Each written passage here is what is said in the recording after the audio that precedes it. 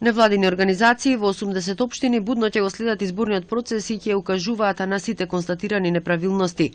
Ќе ги наблюдуваат јавните настани, организирани од политичките партии и ќе информираат за сите евентуални злоупотреби на државните ресурси.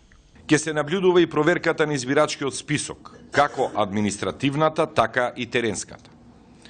Кампањата за подигнување на свеста ќе се фокусира на слободата на избор, тајноста на гласот и заштитата на избирачкото право. Народниот правобранител ќе постапува по поплаките и преставките од граѓаните поврзани со изборите, а детската амбасада Мијаши ќе ги штити децата од политичка злоупотреба.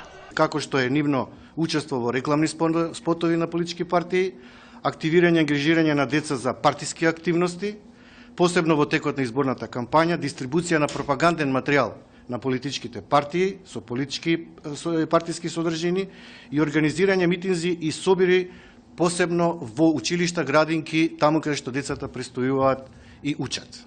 Центарот за економски анализи ќе го контролира трошењето на јавните средства од буџетот во предизборниот период, а кои се однесуваат на трошењата за исплаќање на директна финансиска помош во земјоделството.